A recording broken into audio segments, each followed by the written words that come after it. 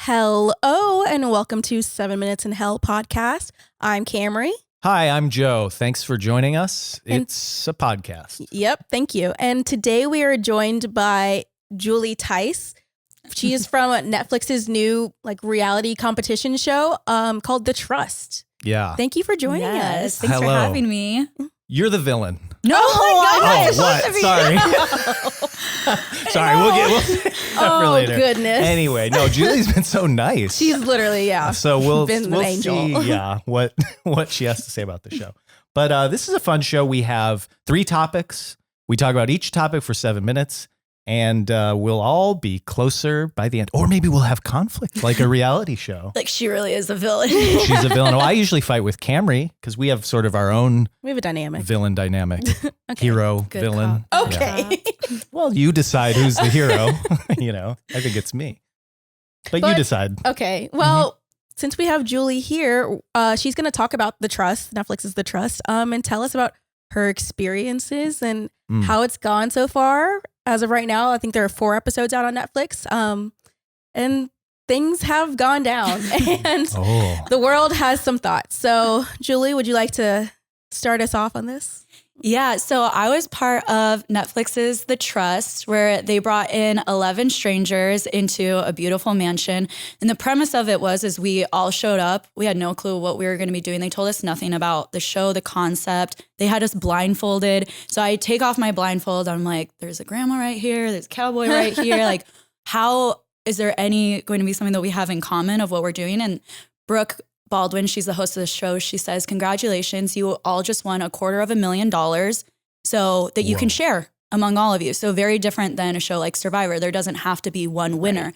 So you can go in the house and choose to share. But if one person decides to vote at the cliff's edge, we all get to do it every single week and it's anonymous. If one person decides to vote, it's majority vote. So that one person would go home. So you can decide to do this whole experience and we could have lived kumbaya, summer camp, had a great time, or you can choose to vote someone out of the trust and keep more for yourself. Whoa. Okay, I'm hooked. Let's start the clock. Let's go deeper into this show. So wait, how did you even get on the show? How did you hear about this show? I didn't hear about it. I had 2 years prior to me leaving for the show, a casting director had reached out to me to film another show. And he was like, will you and your boyfriend go on the show? And I was like, we're broken up. I will not be doing that. I was like, so I can't. He's like, well, you could still interview for part, like to be a hot single. I was like, because at that time I had never thought about doing reality TV. No one's ever referred to me as a hot single. I just want to put that in. No one's asking me to be on a reality show. So that's cool for you. Wrong. That's good. Thank you. I am taken. So can't be seen. That's why. That's why. That's why. Okay. Yeah. So I ended up making it on that show as an alternate. And I was kind of like, that was dumb. Why was this even put on my heart? Because then I got excited about it and then it didn't happen. Yeah. I'm like, whatever, screw reality TV. And then that same casting director ended up reaching out to me almost a year later. And he's like, hey, there's this new show coming up. I think you'd be perfect for it. I can't tell you anything about it. Will you interview for it? So I started interviewing, and the interview took like 4 months. They keep putting you through.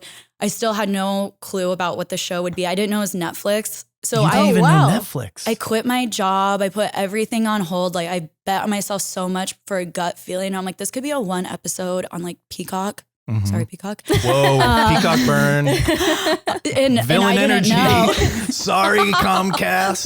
This is why. She's coming for your asses. So then I showed up to Dominican Republic, still didn't know. There was a man holding my name. It didn't speak English. It just says Julie Lynn, so it's not even my last name. And I was like, I point me, he just nods, big guy, nods, takes my luggage, puts it in a van that has blacked out windows.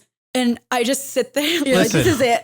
This is over. Julie, I don't want to give you advice because clearly it worked out for you, but I think you could be murdered. I thought I was being trafficked for multiple times because I wasn't allowed to tell anyone where I was going. So you still didn't know it was Netflix when he's holding this sign that doesn't say your name?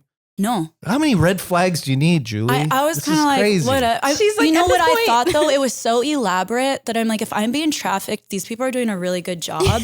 They and deserve it. I appreciate hard workers. You got to have the work ethic if you're really going to make that work. They put in the work. Okay, this is insane. We haven't even gotten to like filming yet. That's so then you're wild. meeting, you're blindfolded. Yeah, Do you still not know what's going on? They take everything away from us. We're quarantined in a hotel room for 2 days. They tape over the little lookout. You can't leave your room. You get like 15 minutes a day where you can leave. I'm like, I'm in rehab, I guess. I think you're in a holding cell. Yeah. Big surprise they have to go out of the country to like break human rights violations. So before they start filming, they take away our phones. So we have no phones, no books, no journals, no TV, no music. So when you're kind of like, these people are acting crazy. I wonder why. So they take all of that away. They start filming, but we're all blindfolded. So in the show where our reactions are looking around and Brooke tells us, you all won $250,000. And we're like, it's very genuine. We had no clue what we were doing. Wow. And then filming starts. Oh my God, I cannot get over that. Yeah. That's so scary. Why am I panicking And then right now? obviously you're in a house with other, like, people have to be just as crazy as me. Yeah. To be like, we don't even know what's happening. We're like, sign me up. Like, we all did this. You all agreed. Okay, well, let's talk about you turning into the villain then. Because this is fascinating. Because you seem very nice. Yes. Yeah. And you're friends with our friend Elizabeth, friend of the show, former guest. Maybe repeat guest. I don't know. She's in the room, but we won't speak to her. You're a nice person. What's going on with these people? They're torturing you and then they're making you look different, or what's the deal? I think what I always question when people would say, I got the villain edit, but you're like, okay, but you said that. It's not so much that things are taken out of context, but there is so much more context to the story. Or there are times where you're like, you're being funny, you're cracking jokes. Like if all of us before this was even on, we're being funny, take that out. Take other parts of and none of your full personality, none of your depth, none of your like, nah, I'm just kidding, and put those all together. So that's what I think people need to understand is there's just so much more context than what gets shown. Or I'm like, I thought I was being funny. Yeah. Yeah. It's a joke. It's a So jokey joke. you're not a villain in real life. The internet says as of right now, but also it is TV, it is entertainment. I'm like, you're welcome. Yeah. For the drama, for the humor, Someone's for gotta the do it. romance, like all of that. Did you say romance? There is a romance on the show. With money involved? Potential This romance. is- Yeah. And can you trust anyone? Oh my And gosh. so, and there is strategy to be played. Like it is still a game. And Right. so there's a lot of people like, how, all these evil, greedy people, but it is also a game. And you just met 11 strangers in a house. Like, how could you trust them? We all have different stories around money. And that's why the show's supposed to be interesting. And what I hope that it shows, and this is what I thought it would show, is the complexity of a person, is that someone isn't just good or bad or black and white, that their decisions around money isn't supposed to be this clear-cut thing. So I'm surprised that audiences are taking it that way, because I'm like, it's supposed to show the complexities of someone in their past and how they're dealing with their choices that they have to make in the house.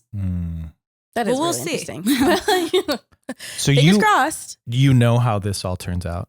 I do, but I haven't seen how the editing shows. Yeah. So people have to remember too, is that there is 8 episodes. We were filming for almost a month. So there are hours of conversations, hours of relationships building. We don't have TV or music. All we have is to talk to each other. So you get 1 hour, which was like a span of a week. And all we're talking.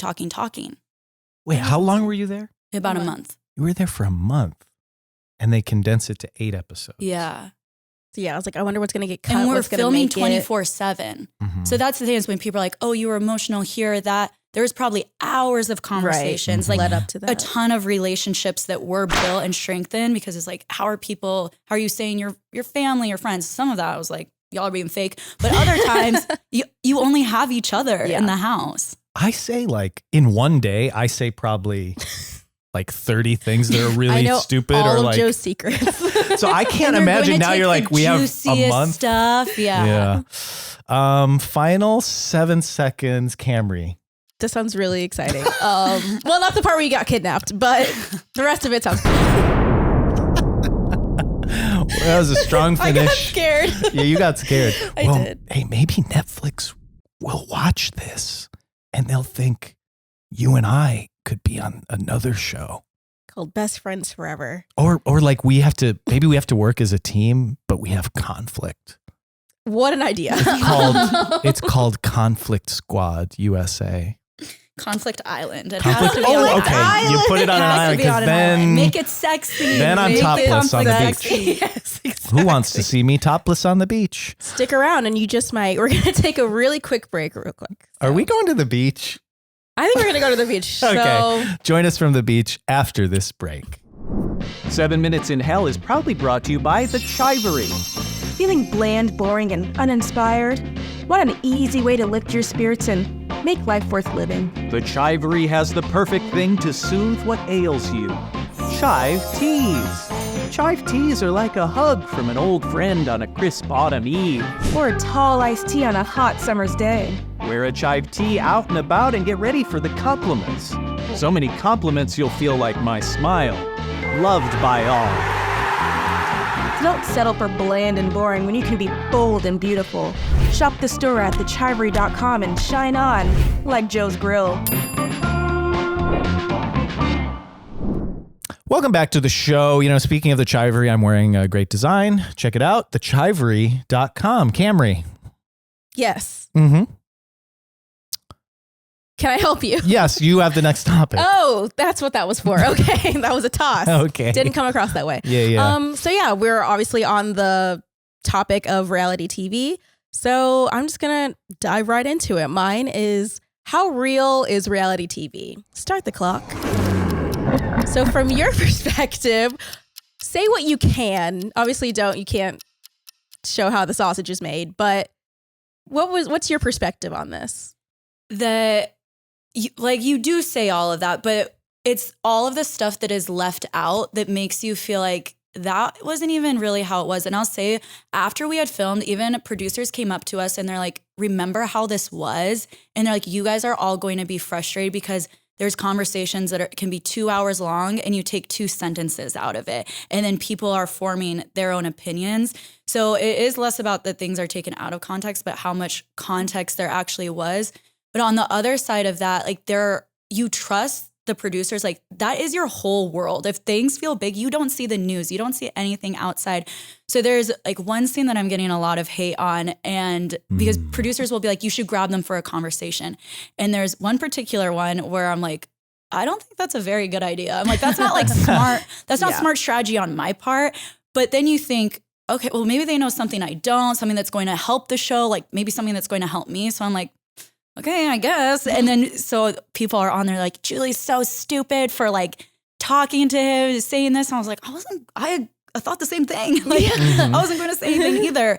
So there is editing, there is production, there's choices that maybe you wouldn't have made if you weren't only in a house with people, but also if someone wasn't like, you should do this. Right. Pushing you to it. Producers seem to be like God in a sense in these places. And I think that's so interesting how they have so much say over everything. So were they like, do they have that much power over y'all? Like not over y'all, but you know. I know. In some ways I'm like, we're just their little Sims. I mean, and I have love for the producers because I'm like, they made a really good show. Yeah. The Trust is a great show. But there were times where like we would kind of see the rules of the game and we would want to put against it. And I remember one time like the producer, he's like, I'm the game maker. He's like, don't try to play the game maker.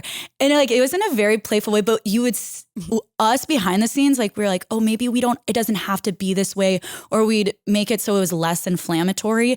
And they're like, we're going to get the show we want to get. And so then there's another side of it where you're like, I'll give you the show you want to get. Like, 'cause there's multiple facets of anyone's personality. And so you do kind of know when the producers they're asking you so many questions that seem around a certain category. And I'm like, okay, I can see what you're trying to get. But even if you say something against it, you're like, no, I'm not going to like let them get that. You could explain yourself and that person's not going to make it right on camera. Of course. they're going to get the show they want. Which they do a good job at that. Yeah, it's a great show. I am thinking about my personal behavior and like how you could edit that to be, he's this way or he's that way. Like, because I love talking behind people's backs. You know, I'm like, I used to say this as a joke, but then it became real where I was like, I hate saying this, but, and then I would rip into these people. I would say, listen, you know me, I would never say anything bad.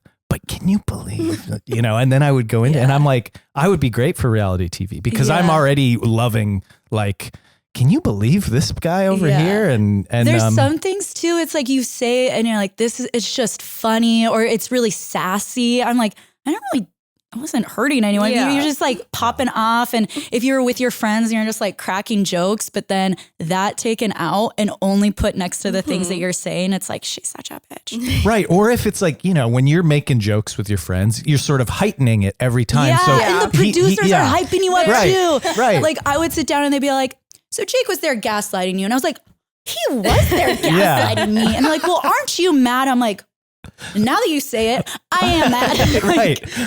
They're putting, it's like there's a seed of truth to it. So you can be ignited by their flame of anger. And then even times I was like, nah, like, I don't really care. And they'd be like, well, what about this? And you're like, well, yeah, I guess. and you're not even really mad, but they're like, well, talk about this side of it. And you do. And it's like, that's the part that gets pulled. So there are also certain genres of reality TV that I'm more upset to learn that maybe there's fakeness. Yeah, like those what is it, home makeover?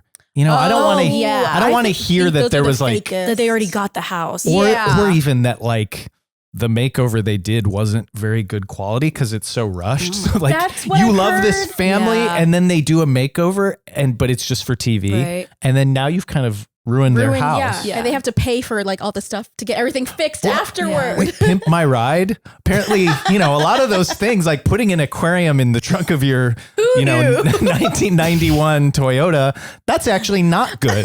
You're leaking, aquarium water out your ass. Exhibit. And that's what I will, about our show is that the challenges were real. We had no clue what was going to happen next. Like I always had anxiety and a tummy ache because you never knew. So our reactions were genuine. The friendships we were building were genuine. It's just that there is so much more that just can't make it to camera, to air. Maybe that's the key is the real elements in these shows that need to be real are like at the core of it. Right. Yeah. Like, so maybe some of the things are encouraged to be fictionalized or that conversation you wouldn't have had, but Well, now I have a question. If you could be, it's like you've already been on one, you haven't ever, but if you could be on any reality TV show, what would you pick? Oh.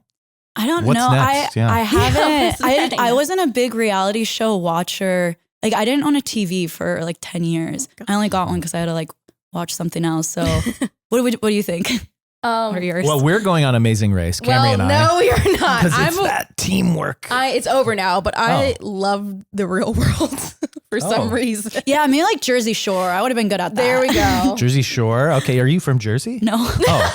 She's just like there. They're like, what are you doing? They're like, she's pretending to be from here. She gets like really tan. She talks about her childhood growing up on the shore. Like, that can't be true. I don't know, because I would be very concerned about how I look on TV. And so, yeah, I don't know what I would be good on. Do you have like a tagline? Yes. What is it? Fuck the haters. Joe's here to win. What's yours, Julie? Gaslight Quick. Girl Boss. Gaslight Girl Boss. The end. I love my friends. Oh, Camry's the likable one. You can't make that the villain. I'm kidding. They'll find a way. As usual, everyone loves Camry. Joe hates that I'm a good friend. It's really weird. Yeah. He's like seething whenever I get my friend a good gift. He's like, of course. Yeah. Of course she did. Listen, the true, and this actually maybe relates to mine a little bit, but I get annoyed because I feel like Camry gets taken advantage of because she's too good of a friend. That's just what I'll say. That's not my topic though. Okay. Yeah, let's dive deeper. But this is related because mine is about nice and bad, but I'm talking about those nice guys versus bad boys. Who do y'all love? Who do you hate? Let's start the clock. Julie. Nice guys or bad boys? Who's better? They're both not for me, to be honest. You hate men. I don't hate men. It's like the lie detector. That was a lie. I have also been in the same dilemma where I have been, bored by the nice guys, more attracted to the bad boys. I'm not surprised I have attachment issues. Everyone's like coming for me for it. I'm like, I grew up without a family. I did not have parental figures in my life. What do you guys expect? I'm working on it. I'm trying to heal from it. So see, that's why I'm like, none of them for me. Thank you. Yeah. None of the above. You got to focus on yourself. Camry, nice guy, bad boy. You know, something about a bad boy. Oh, I know it's bad, obviously. And I know it's going to end terribly. And I know I'm going to obsess and be the one that's hurt in the end. But I love a good trauma bond. There's nothing like it quite in the world. Nothing like it. Nothing like the high. It's hot. okay. Hot. Well, I did a poll on the Chive's Instagram yesterday. And we got a good amount of votes. I said, ladies, let me know.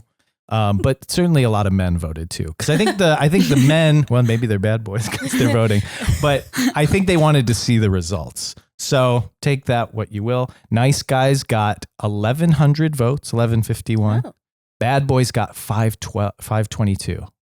Oh, so half. Nice guys got 69%. Oh. Nice. And bad boys got 31. So I think, and I'll speak for women here. I Please think do. Women and men, we all want to say we like the nice guy. Like, logically, the nice guy is going to be good for like stability and some of these other things. But is there the passion you mentioned? Like you said, the boring. boredom. Yeah. If you're a boring nice guy. I have a controversial opinion about this too, is that a lot of, I don't always buy the nice guy narrative. Mm-hmm. Sometimes I think it leans a little victim leaning. And I don't think there's any woman out there that it's not that we don't want to be treated nice, but those things that are maybe typically seen as traditionally masculine, those might be something like, leading and taking the lead on things. It might be seen as typically masculine. And so we subscribe that to maybe the bad boy that has that, and that the nice guy doesn't really have that, because yes, I want to be treated nice, but I don't want to have to be able to walk all over you, have you not stand up for yourself, have not a strong direction in your life, where the bad boy might be very like entrepreneurial, whatever that is. So I think that's another important conversation to have, because I'm like, I don't want to be treated like shit, but I also need someone who can, I don't want to be able to steamroll all over you. That's a good point. And yes, very good. And like me being a bad boy, kind of a typical that's okay. bad boy energy, rebel without a cause, cigarette behind the ear. That's what they say. Drinking Miller Lite on a podcast. It's my identity. But I think, we kind of talked about it with reality shows. It's like no one is singularly one thing. True. Because I'm a nice boy too, but I'm a bad motherfucker. You know what I mean? I will kick anyone's ass. It is in the world, 90% of people struggle with some kind of like insecure attachment. So whether it's like an avoidant attachment, insecure attachment, disorganized attachment, we're all filled with like some type of attachment issues. And I think that's why you see a lot of like, we do end up with people who don't treat us well, even if we do. But then also you can be the nice guy and still be not a great partner too. Yes. Right. So that's just the reality of the world we're also living in, is there's a lot of people with a lot of messed up attachment issues. We should mention too, I don't think we said this on air, but you have a master's in psychology. I do have a master's in psychology. This is some of the real, yeah. This is some of the best advice I'm going to hear. I wanted to bring in some numbers. Okay. So I was trying to see, well, what does science say, about these things? And so apparently men, they did this thing that I don't know how to explain it, because I didn't have a master's in anything, but so he can't read. Can you, what really language struggling. Is this? But it says men who measured below average on agreeableness, which is, you're nice, you're agreeable. Yeah. They earned 18% more. So if you measured low on agreeableness, so if you're cranky, if you're not agreeable. I measure really low on that. I've taken that personality test. Not a so yes man. That's saying you're going to make 18% more, or $9,000, $9,772 more. So, then you're having some of these factors play in too. Well, now maybe you have more confidence because you're making more money. And there's psychology behind like people pleasing. That's not always a positive trait when it's to the extreme too, because you're also saying like that's codependent behavior. Who do I need to be so that you like me, and putting your own needs aside. So there is a part of, no, I'm not agreeable, but I'm also going to root for myself first. Should I tell my boss to go fuck himself? Do it right now. Scientifically, yes. No, I'm scared. No, don't do it. Why would you do that? The research says yes. Research says Fuck you. not Okay, watching this. here's another thing. So there was a survey of men in 1996, and it found that nice guys who were modest, agreeable, and unselfish were disadvantaged in sexual relationships. Men who were manipulative, arrogant, calculating, and sly. Oh, I'm getting hot. They were more sexually active and had a greater variety of sexual experiences, a greater number of partners. What do you think of that study? But I think there's also like insecurities of someone who needs to like constantly have a new partner. And like that is exploitiveness, which I'm not surprised those traits do very well in a capitalistic society with making more money. So there's a lot to it, right? It's way more nuanced than a couple of numbers, just like reality TV. Mm-hmm. Hey, this is like the most intelligent conversation I think we've had on this Thank podcast. you, because the internet's saying I'm stupid. Yeah, clearly she's not. She's stupid and mean, but she's proved they that really wrong. boiled it down to that. And we don't edit this. No. So this is uncut. You know, that other show, they're picking and choosing. There was something, I thought this was funny. Male narcissists spend more time building up their muscle mass. Yeah. So maybe they are hot, Yeah. but That's that's, the thing. you know, not They're good. hot, but they're, narcissists. And we have 20 seconds. This is the final quote. And I think you kind of touched on this, Julie. The idea, this is a quote. I'm reading a quote. And I don't remember the source. It was something like 10 seconds. Oh shit. 10 seconds. Okay. I'm a bad boy. I'm going to go after the time. The time's going to ring and the bad boy's going to finish his quote. Let's sound the alarm. Oh, am I canceled? That's all we have am for I today. bad? Here's Thank the you quote. for watching. Hey. Hey, no conflict. Can I read Island. the quote? Go, please. Oh, okay. So you're saying I Don't wasted ask too us much for time? permission. Oh yeah. Oh, yeah. Listen You're to a bad this. boy. Hey, listen to this. The idea that women want to date bad boys really just enforces the misogynist's idea of deceitful women and earnest, nice men baffled by their lack of dating success. Interesting. See, That's- to me, that's that's very interesting. like, I don't know, kind of poor me, like, Yes, Oh, exactly. yeah. No, like you know when we do that? I'm not doing well.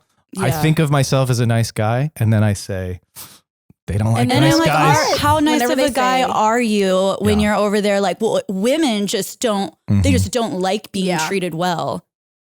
Yeah. It's like, But again, I don't have to worry about that. I'm a bad Sure, boy. okay. Women line up. So, Julie, thanks so much for coming on the show. Thank you for having me. Would you like to plug your social media? Yes. You can follow me.